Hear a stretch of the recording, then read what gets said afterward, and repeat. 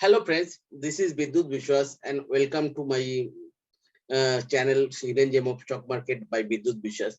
Friends, आज मैंने मतलब एक तो वीडियो ऑलरेडी आप लोगों के साथ शेयर कर दिया, तो और एक सेक्टर को लेके आ रहा हूँ जो सेक्टर पे ऑलमोस्ट एवरी जैसे मार्केट, तो जैसे हर वीक मार्केट का एनालिसिस लेकर आता हूँ। मार्केट अभी सबको पता है, मार्केट बुलिश लग रहा है। अभी जब तक कोई नेगेटिव प्राइस एक्शन नहीं बन रहा है तब तक मैं कैसे जबरदस्ती मतलब बोलूंगा जो मार्केट नीचे आएगा नीचे आएगा। जब ऑब्वियसली एक बहुत अच्छा हुआ, मेरे को मार्केट तो देख के लग रहा है एक न्यू अपट्रेंड का लेग चालू हो गया। तो न्यू अपट्रेंड का लेग जब चालू होता है तब एक स्टार्टिंग में सिर्फ लार्ज कैप चलता है, उसके बाद मिड कैप और स्मॉल कैप उस रन में मतलब ज्वाइन करते हैं। और स्टार्टिंग ऑफ द ट्रेंड क्या होता है, एक करेक्शन देके सबको निकाल देते हैं मार्केट से। तो अभी वही स्टेज चला, लेकिन मिड कैप और स्मॉल कैप थोड़ा सा रिवर्सल दिख रहा है। तो ये रिवर्सल के टाइम पे और करेक्शन के टाइम पे जो जो sector, one of the sector जो बहुत स्ट्रॉन्ग था वो है टेक्सटाइल सेक्टर। देखो इस सेक्टर में उतना ज्यादा मतलब करेक्शन, ऑब्वियसली सब सेक्टर में करेक्शन आया तो इसमें भी आया। तो इस सेक्टर का मतलब टेक्सटाइल सेक्टर बहुत सारे ऑब्वियसली, जैसे अभी बहुत सारे पॉजिटिव पॉइंट्स भी दिख रहे हैं, आप लोगों को सबको पता है। जो मोदी गवर्नमेंट का, जो मोदी जी का गवर्नमेंट जो है उसका जो most one of the most efficient minister है पीयूष गोयल जी, जो रेलवे मिनिस्ट्री में था। ऑब्वियसली वो उसका पोर्टफोलियो बहुत आप था, तो उसमें जो एक लोअर बोर्ड का मिनिस्ट्री है टेक्सटाइल मिनिस्ट्री, उसमें उन लोग उनको दिया हुआ है। एक ऑब्वियसली गवर्नमेंट का बहुत ज्यादा प्लान है और उन्होंने आके ये थोड़ा सा मतलब डिक्लेयर भी किया है जो गवर्नमेंट का बहुत ज्यादा मतलब इसमें एक्सपेंशन का प्लान है। इस सेक्टर को बहुत ज्यादा आगे लेकर जाना है क्योंकि ये बहुत ज्यादा लेबर इंटेंसिव इंडस्ट्री है और इंडिया का जीडीपी ग्रोथ में भी इसका कंट्रीब्यूशन अच्छा खासा है टेक्सटाइल इंडस्ट्री का। और दूसरा है लेबर इंटेंसिव है, और तो जो एग्रीकल्चर के बाद ही इस सेक्टर में सबसे ज्यादा मतलब लोगों का घर चलता है, सबसे ज्यादा लोग काम इसके ऊपर डिपेंडेंट है। तो ऑब्वियसली और उन्होंने डिक्लेयर भी किया है नेक्स्ट 5-6 साल में इसको बहुत से सारे मल्टीपल टाइम्स में टेक्निकल मतलब अभी जो करंट जो इसका वॉल्यूम है टेक्सटाइल का, उसका मल्टीपल्स मतलब 4-5 का या तो 10 का मल्टीपल्स पे भी जाएगा जा सकता है। तो उन लोग वही उसके हिसाब से इंडियन गवर्नमेंट प्लान कर रहे हैं। अभी पता नहीं जितना डिक्लेयर किया है उसमें कितना होगा, लेकिन उसका आधा भी हुआ तो वो बहुत बड़ा ग्रोथ होता है। तो अभी जो है ऑब्वियसली एक कोविड के वजह से, कोविड के पहले भी इंडस्ट्री में एक स्लो डाउन था। और हम लोग अगर देखेंगे 2019-20 में ऑलमोस्ट डिग्रोथ था इंडस्ट्री में, 20 to 25% डिग्रोथ था कोविड के मतलब 19 to 20, और उसके साथ कोविड भी ऐड हो गया तो पूरा इंडस्ट्री में एक बहुत बड़ा डिग्रोथ आया था 20 to 30%। तो डिग्रोथ जब भी कोई एक इंडस्ट्री में आता है ना, उसके बाद एक बहुत फास्ट ग्रोथ आता है। तो टेक्सटाइल इंडस्ट्री में अभी वही हो रहा है। तो डिग्रोथ का टाइम पे बहुत सारे इंडस्ट्री बंद भी हो जाता है। तो अभी जो एक खराब टाइम पे सस्टेन कर गया, जो जो कंपनी जो जो मार्केट लीडर से छोटा मोटा बहुत सारे कंपनी बंद हो जाता है। तो जो मार्केट लीडर से इस टाइम पे बहुत अच्छा तरह से सस्टेन कर गया एक खराब टाइम पे, और वो लोग क्या कर रहे हैं, तो छोटा मोटा जो कंपनी मतलब इस खराब टाइम में हालत खराब हो गया उन लोगों को टेक ओवर करते रहते हैं या तो खुद का एक्सपेंशन करते रहते हैं। तो ऑब्वियसली कोई भी इंडस्ट्री में जब टेल वाइंड आता है तो उसमें क्या होता है, मतलब जो बेस से चालू होता है ना, जब आप घर तैयार करते हो तो बेस से चालू होता है। तो बेस जैसे होता है ये टेक्सटाइल इंडस्ट्री का मेन बेस होता है यान। तो ऑब्वियसली यान में वो धीरे धीरे अपैरल तक जाते जाते थोड़ा सा टाइम लगेगा। तो इसमें मैंने टेक्सटाइल सेक्टर में बहुत सारे चार्ट मेरे को अच्छा लग रहा है, लेकिन मैंने क्या किया टेक्सटाइल सेक्टर थोड़ा देखा जो सबसे मेरे को तो 2-3 चीज इसमें मतलब कोई कंपनी अगर सिलेक्ट करूंगा तो मेरे को 2-3 चीज देखता है एक्चुअली। और मैं खुद इस इंडस्ट्री से रिलेटेड हूँ, तो मेरे को पता है इस इंडस्ट्री में अभी क्या चल रहा है। अभी यान का डिमांड, जैसे यान तो मिल नहीं रहा है कहाँ पे, तो यान में बहुत ज्यादा प्रीमियम से खरीदना पड़ रहा है मार्केट से यान का। जैसे और जो यान बनाते हैं ना, जैसे आप लोग ऑलरेडी देख चुका है कैसे रन किया छोटा छोटा कंपनी, लेकिन बड़ा बड़ा कंपनी अभी भी बहुत सारे कंपनी का चार्ट जस्ट मेरे को चार्ट देख के लग रहा है रन चालू हुआ। और वो लोग इंडस्ट्री में लीडर भी है, तो ऐसा दो कंपनी को मैंने सिलेक्ट किया, और क्यों सिलेक्ट किया वो भी मैं बताऊंगा। थोड़ा सा देखो, टेक्सटाइल इंडस्ट्री का जो लीडर्स ऑफ टेक्सटाइल इंडस्ट्री से लोग अगर देखने जाओगे तो पहले ही नाम आता है अरविंद का, उसके बाद बर्धमान का। बर्धमान का देखोगे इस जगह पे अगर देखेंगे in terms of market cap, Bardhaman सबसे बड़ा है। और सेल्स, क्वार्टरली सेल्स के हिसाब से अगर देखेंगे तो ऑलमोस्ट बर्धमान और अरविंद पास पास है। चलो अभी बर्धमान से लेकिन अरविंद बर्धमान का मार्केट कैप इतना ज्यादा क्यों है? देखो इसका operating profit margin almost industry में बेस्ट है 18%, इंडोकाउंट का भी 18%, लेकिन अरविंद का 10% है। नितिन स्पिनर और एक है, इसको भी मैं जानता हूँ, कंपनी को बहुत अच्छा है, लेकिन उसको तब भी हर कंपनी हम लोग ले नहीं सकते। तो मेरे को, और मैं पर्सनली वर्धमान ग्रुप को जानता हूँ, क्योंकि मैं उस ग्रुप पे एक टाइम पे बहुत दिन पहले काम किया है। लोगों वर्किंग स्टाइल और मैं बहुत क्लोजली उसको मॉनिटर करता हूँ, तो उसका बिजनेस ग्रोथ, जैसे कोविड के पहले भी वो लोग एक क्या है, तो अभी स्पिनिंग में जैसे एक टेलविंड चल रहा है, तो वर्धमान ग्रुप को मैंने जो इस जगह से दो कंपनी को सिलेक्ट किया। देखो और एक कंपनी है ओमिका कॉटन, ऑब्वियसली मार्केट कैप बहुत कम है, लेकिन इस जगह पे देखो इसने ऑपरेटिंग प्रॉफिट मार्जिन 23%, और इसको अगर मैंने ऑपरेटिंग प्रॉफिट मार्जिन, ऑब्वियसली देखो इंडस्ट्री बेस्ट है, तो इसमें कोई डाउट नहीं है। तो दो कंपनी क्यों ये दोनों को मैंने सिलेक्ट किया? ऑब्वियसली फर्स्ट रीजन है चार्ट। तो चार्ट में मैंने बाद में आता हूँ, पहले बर्धमान टेक्सटाइल को बता, तो ये मैंने लास्ट 10 साल से देख रहा हूँ कंटिन्यूअसली ये लोग कैपेक्स कर रहे हैं, बढ़ा रहे हैं। लोगों जो दो लोकेशन पे मिल रही है, एक बद्दी लोकेशन पे, एक और दूसरा है एक बुधनी लोकेशन पे। तो बुधनी लोकेशन पे लगभग 2007-8 से चालू हुआ, तो अभी तक जितना ऑलमोस्ट जो कैपेसिटी चालू किया उससे तो 4-5 गुना कैपेसिटी हो गया। और इन लोगों को हमेशा मतलब जो प्रोसेस ऑप्टिमाइजेशन, कॉस्ट ऑप्टिमाइजेशन के ऊपर काम करते रहते हैं हमेशा। मतलब जापानीज जो स्टाइल्स होता है, हमेशा कोई एंड नहीं होता है, प्रोसेस ऑप्टिमाइजेशन, कॉस्ट ऑप्टिमाइजेशन के वो मतलब उसके ऊपर काम करते हैं। तो उसलिए इन लोगों का ऑपरेटिंग प्रॉफिट मार्जिन इतना हाई लेवल पे है। जनरली टेक्सटाइल इंडस्ट्री में बहुत रेयरली इतना होता है। और दूसरा है ये लोग जो यान से है ना, जो मतलब यान धागा बनता है, तो धागा में ये लोग मार्केट लीडर है। इसके पास इंडिया का ऑलमोस्ट अगर देखेंगे,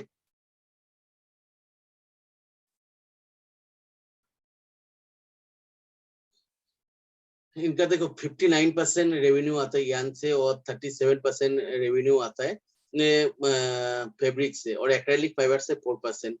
तो इन लोगों का यान में ऑब्वियसली मतलब बहुत ज्यादा मतलब इसका स्ट्रॉन्ग है, और इन लोगों के पास 12 लाख स्पिंडल है। इवन एक कोविड के पहले भी 1 लाख स्पिंडल इन लोग लगाया, और वो भी अभी ओवर बुक चल रहे हैं ऑर्डर्स। सारे का सारे प्लांट मतलब बहुत ही मतलब पूरा का पूरा भरा पड़ा है। लेकिन अभी यान बिजनेस क्या होता है, एक कमोडिटी बिजनेस होता है ऑब्वियसली, और इसका साइकिल होता है। और लेकिन बर्धमान का पास क्या है, ये लोग लेकिन यान का भी अगर पूरा देखोगे, पूरा का पूरा कमोडिटी नहीं होता है, कुछ होता है स्पेशलिटी यान जो कुछ ही सप्लायर बना पाता है। तो ये है बर्धमान उनमें से। तो ये लोग कमोडिटी यान भी बनाते हैं और स्पेशलिटी यान से भी बनाते हैं। तो कमोडिटी यान का जो होता है, अभी जो कमोडिटी साइकिल चल रहा है यान का भी, तो यान का प्राइस अभी आसमान पे है। तो कमोडिटी साइकिल पे जो यान का प्राइस, यान जो लोग मैन्युफैक्चर करते हैं उसको तो बेनिफिट मिलेगा ही। और दूसरा इसका अपैरेल के भी ऑलमोस्ट 50% है, तो उसके भी बेनिफिट मिल रहा है। और इसका अगर देखेंगे, देखो मार्केट लीडर्स ऑलमोस्ट है, और बहुत ज्यादा पी पे तो मतलब ये ट्रेड कर नहीं रहा है। तो ओनली 14 का टी पी में उस जगह पे आप देखोगे अरविंद तो 32 का पी में ट्रेड कर रहा है। तो बहुत सारे सुतलेस टेक्सटाइल मेरे को उतना प्रेफरेबल नहीं है, बहुत कम ऑपरेटिंग प्रॉफिट में काम करता है, और उतना मेरे को अच्छा कभी नहीं लगता है। मैं जानता हूँ इस कंपनी, तो इसके भी पी मतलब वो तो मेरे को। और दूसरा जो इसका थोड़ा बैलेंस शीट देखेंगे ना, एकदम क्लीन है, ये क्लियर कट मतलब सेल इतना तो क्वार्टरली नहीं, ईयर ऑन ईयर बेसिस पे देखो एकदम 2010 में 3,300 था, तो ऑब्वियसली उससे डबल से ज्यादा हो गया नेक्स्ट 10 साल में। कॉन्स्टेंटली एक प्रॉफिट ग्रोथ का उसमें चलते रहते। तो और दूसरा देखो, एक जो टेक्सटाइल इंडस्ट्री का जो ग्रोथ आया था उस टाइम पे भी ऑपरेटिंग प्रॉफिट मार्जिन बाकी कंपनी को देखोगे एक बहुत ही सिंगल डिजिट में चला गया, लेकिन इसमें उतना कम नहीं होने दिया है। अभी फिर से जो अच्छा टाइम आ रहा है, तो फिर से उसको ग्रो कर रहा है।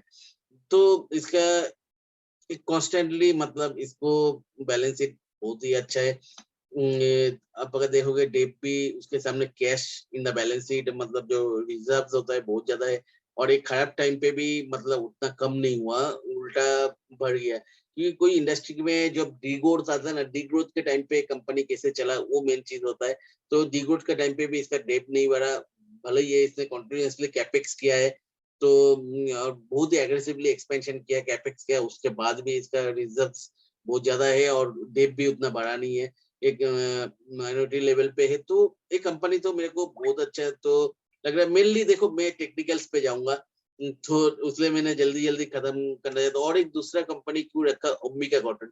इस कंपनी को भी मैंने जानता हूँ, बहुत ही छोटा कंपनी है, 873 का मार्केट कैप है, लेकिन स्टॉक पी बहुत ही कम है इस कंपनी का, और डिविडेंड बहुत अच्छा देते हैं। और ये ऑलमोस्ट इसका जो देखेंगे ना, इसका स्पेशलिटी है। मैं क्यों बहुत सारे यान मैन्युफैक्चरर है छोटे छोटे, इसको क्यों ले रहा है, क्योंकि मैं इसको भी जानता हूँ। ये क्या है, इसका स्पेशलिटी है, जो फाइनर यान होता है, जो डेलिकेट यान होता है, ये इंडिया में इससे अच्छा कोई बना नहीं पाता है। तो इसका वॉल्यूम बहुत कम है, लेकिन इसका एक प्राइसिंग पावर उसलिए है, ऑपरेटिंग प्रॉफिट मार्जिन ये इसलिए इतने इसका इतना ज्यादा है, क्योंकि ये फाइनर काउंट में बनाता है, इसके जैसे क्वालिटी यान कोई नहीं बना पाता है। उसलिए इसका देखो एक्सपोर्ट होता है, 72% इसका एक्सपोर्ट से रेवेन्यू है। यान एक्सपोर्ट मतलब बहुत ही कम कंपनी, क्योंकि इंडिया में डोमेस्टिक मतलब इतना ज्यादा डिमांड है, तो एक्सपोर्ट से रेवेन्यू। लेकिन ये कंपनी और स्पिनिंग छोटा मोटा सबके पास होता है, तो एक कंपनी एक्सपोर्ट से 72% कमा रहा है, तो बहुत ही ज्यादा है। और इसलिए इसके पास pricing power, operating profit margin क्यों ज्यादा है ये देखना है हमें, तो आपको वो कंपनी के बारे में सारे आंसर मिल जाएगा। तो इसका इसलिए ऑपरेटिंग प्रॉफिट मार्जिन अच्छा है, क्योंकि ये डेलिकेट कैन सेगमेंट में बना रहा है, इसका जैसे क्वालिटी कोई बना नहीं पाता है। और तो इसलिए दूसरा इसको ही मैंने सिलेक्ट करूंगा, देखो, और उसका प्रॉफिट भी बढ़ रहा है। ये खराब टाइम पे भी इसका ऑपरेटिंग प्रॉफिट मार्जिन जैसे हर क्वार्टर देखो, जैसे 2008 1920 बहुत ही खराब टाइम गया, लेकिन इस टाइम पे भी इसका ऑपरेटिंग प्रॉफिट मार्जिन, इवन जून 2020 जिस टाइम पे मैक्सिमम टाइम लॉकडाउन था, उस जगह पे भी प्रॉफिट मार्जिन, इसका ऑपरेटिंग प्रॉफिट मार्जिन इसका 15% से नीचे नहीं गया। और उस क्वार्टर पे भी जब सारी कंपनी लॉस किया, उसने प्रॉफिट किया। और फिर से ये जैसे अभी फिर से देखो, जैसे अभी मतलब इंडस्ट्री का एक टेलविंड चल रहा है, यानी का फिर से उसका ऑपरेटिंग प्रॉफिट मार्जिन पहले की जगह पे चला आया। तो ये होता है बहुत अच्छा कंपनी। और इसका देखो डेप एकदम से जीरो, जो हर हमेशा एक थोड़ा सा जेब ऐसे मेंटेन करते हैं, 6 करोड़ का इक्विटी में इतना ज्यादा डेप। और ये कंपनी कैश रिच कंपनी है, रिजर्व है, और ये कंपनी देखो डेप फ्री है। और दूसरा जो है, ये कंपनी रिसेंटली देखो, एक कंपनी का मार्केट कैप 873 करोड़ से, तो उसमें भी ये 60-70 करोड़ का एक कैपेक्स तो कर रहा है, एडिशनल 30,000 स्पिंडल लेकर आ रहे हैं, जो फाइनल काउंट के लिए बहुत ही ज्यादा ही होता है। जो भी है, मतलब इसका एक मार्केट में नाम है, हम लोग जानते हैं इसको, और इसका प्रोडक्ट क्वालिटी बहुत ही अच्छा है।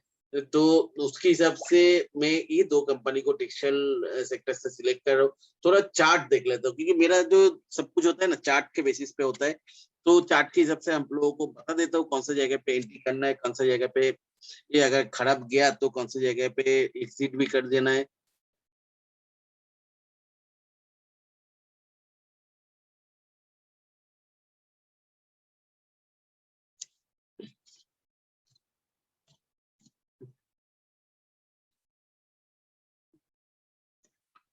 देखो वर्धमान टेक्सटाइल को अगर देखोगे, मैं पहले हमेशा मल्टी या चार्ट को देखता हूँ। देखो इस जगह पे एक बहुत ही शार्प अपमूव था, इस लेवल से इधर तक। तो लेकिन 2000 जो 17 से इस इंडस्ट्री का रिकॉर्ड चल रहा था, एक मतलब खराब साइकिल चल रहा था। तो जो इस जगह से ये लास्ट 3 साल, ये जो एक सप्लाई जोन इस जगह पे बनाया था, देखो ये सप्लाई जोन के ऊपर तो जा नहीं पाया। फिर से एक उस जगह से एक नीचे आया, लेकिन उधर से जब ऊपर जाना चालू हुआ, देखो इस जगह पे एक फिर से ये जो सप्लाई जोन में इसको क्रॉस करने के पहले 2-3 महीना तो कंसोलिडेट किया। अभी लास्ट महीना बहुत ही लास्ट टू लास्ट महीना बहुत ही स्ट्रांगली इसको क्रॉस किया। और देखो मैं कोई भी जगह पे ब्रेकआउट देता है तो ब्रेकआउट सस्टेन के लिए वेट करता हूँ, क्योंकि ब्रेकआउट बहुत सारे फेक्ट होता है। तो फेक्ट होता है सस्टेन कर रहा है या नहीं। दूसरा देखो ब्रेकआउट करने के बाद नीचे तो आया था, लेकिन फिर से उस जगह पे से बाइंग आ गया। और इस जगह पे नेक्स्ट कैंडल मंथली कैंडल के हिसाब से इस महीने का कैंडल ग्रीन है। चलो उससे तो मतलब ये क्या दिखाता है, देखो एक इंडिसिसिव कैंडल के बाद फिर से जो डायरेक्शन पकड़ लेते हैं, क्योंकि इंडिसिसिव मतलब बायर्स और सेलर्स दोनों कंफ्यूज्ड है कि कौन सा डायरेक्शन, लेकिन उसके बाद जो ग्रिप ले लेते हैं वो डायरेक्शन पे चलता है। तो चलो जो इस जगह पे क्यों मेरे को ये बोल रहा हूँ, देखो इसका जो ब्रेकआउट लेवल था ये है 15,171। तो उसके बाद देखो एक जो एकदम एक महीना जो एकदम स्ट्रांगली ऊपर गया था, उसके बाद एक डाउन ट्रेंड लाइन था। तो डाउन ट्रेंड लाइन को देखो उसने ब्रेक किया और डाउन लास्ट हाई जो है उसको भी क्रॉस किया। तो मतलब जो लोअर हाई लोअर लो देके चल रहा था, तो वो चीज तो इसका खत्म हो गया। अभी लास्ट हाई को भी क्रॉस कर गया, तो मैं बोल सकता हूँ इससे पुल बैक तो दे दिया। और इस जगह पे देखो जब ऊपर जा रहा था तब अच्छा खासा वॉल्यूम ग्रोथ दिख रहा था, जब करेक्शन हो रहा था उतना ज्यादा वॉल्यूम नहीं था। अभी फिर से इस जगह पे एक पुल बैक जैसे ब्रेकआउट दिया तो इसमें थोड़ा सा वॉल्यूम दिख रहा है। अभी देखो इस जगह पे मैं तो 50% लूंगा और बाकी 50% ये जो लास्ट चाहिए उसको क्रॉस करेगा तो लेंगे।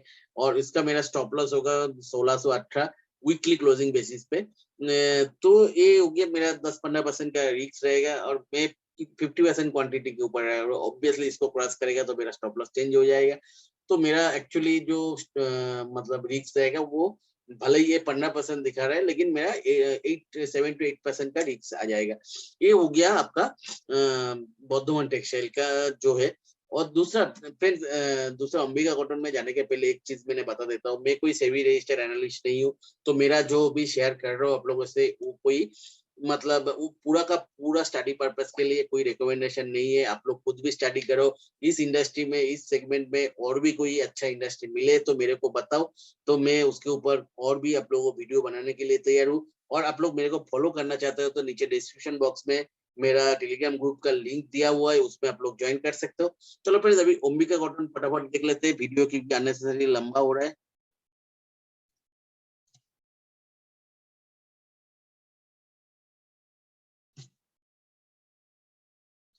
देखो इस जगह पे भी आप देखोगे वही सेम है, क्योंकि इंडस्ट्री उतना चल नहीं रहे, एक स्पाइक तो था लेकिन इमीडिएटली वो करेक्शन हुआ। तो इस जगह पे अगर देखेंगे देखो एक सप्लाई जोन जो बनाया था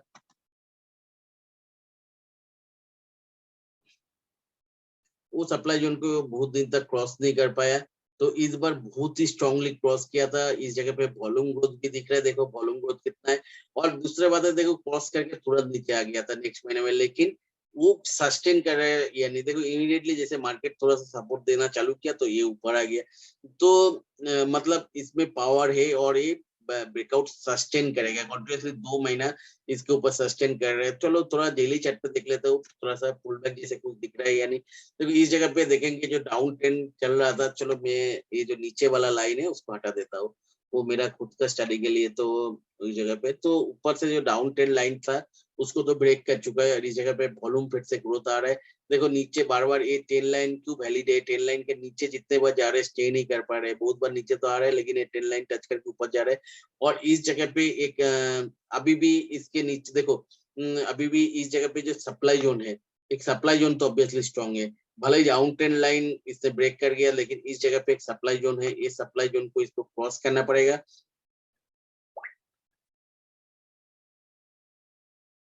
भले ही ये सप्लाई जोन के ऊपर है, तो इस जगह पे मैंने क्या करूंगा, इस जगह पे मैंने 30% या 40% क्वांटिटी खरीदूंगा और मेरा स्टॉप लॉस कहाँ पे होगा 1303 पे होगा अभी, क्योंकि 1525 रुपया मतलब 1300 रुपये के आसपास। या तो मैं इस जगह पे नहीं, इस जगह पे स्टॉप लॉस देना ही बेस्ट है मेरे हिसाब से। तो 1300 रुपये के आसपास एक वीकली क्लोजिंग बेसिस पे स्टॉप लॉस आएगा, इस जगह पे 30% क्वांटिटी लेंगे, इधर से नीचे आएगा और स्टॉप लॉस 30% क्वांटिटी। भले ही इस जगह पे देखो मेरा ऑलमोस्ट 13-14% का रिस्क है, लेकिन मैं कितना रुपए के ऊपर कितना परसेंट कैपिटल के ऊपर ले रहा हूँ, मतलब जितना लगाना है उसका 30% पे ले रहा हूँ, तो मेरा 1/3 हो रहा है रिस्क। जैसे जैसे ऊपर जाएगा, जैसे ये सप्लाई जोन के ऊपर आएगा तो और 30%, और जैसे इसको क्रॉस करेगा तो और 20%, और फाइनली ये पीक को क्रॉस करेगा तो और 20% मैंने इसमें ऐड करते जाऊंगा। ऑब्वियसली जैसे जैसे प्राइस बढ़ेगा मेरा स्टॉप लॉस भी टेलिंग होते जाएगा। तो अभी क्या होता है जैसे ये सप्लाई जोन को एक क्रॉस जैसे कर जाएगा तो मेरा तुरंत मेरा स्टॉप लॉस इस जगह पे आ जाएगा। तो मैं टेलिंग करते जाऊंगा। तो भले ही ये दोनों जो कंपनी है, तो ये दोनों कंपनी ऑलमोस्ट, एक तो मार्केट लीडर वॉल्यूम के हिसाब से है, इंडिया का सबसे हाईएस्ट कैपेसिटी है, और दूसरा है इंडिया में सबसे हाईएस्ट क्वालिटी है यान को। तो टेक्सटाइल में जो यान का उसमें जो टेल इंडिया में चल रहा है, तो दो कंपनी को सबसे ज्यादा बेनिफिट मिलने वाला है। ऑब्वियसली और भी बहुत सारे वॉल्यूम प्लेयर है या नितिन स्पिनर है, वो सब कुछ है, लेकिन मैं दोनों बेस्ट के साथ जाना चाहता हूँ, एक best in point of quality और एक best in point of volume. तो volume and operation optimization and, और खराब टाइम पे कौन सा कंपनी बेस्ट किया, तो उसके ऊपर मैंने ये सिलेक्ट किया। तो और उसमें कौन सा जगह पे एंट्री करना चाहिए, एग्जिट करना चाहिए, स्टॉप लॉस क्या है, ईच एंड एवरीथिंग मैंने शेयर कर दिया इसमें। चलो फ्रेंड्स, आज के लिए ये बहुत हो गया। Bye bye bye, good night. मेरा वीडियो अगर अच्छा लग रहा है तो सबको शेयर करो, वो मेरे को मोटिवेशन देगा थोड़ा। चलो फ्रेंड्स, अभी के लिए इतना ही, बाय बाय।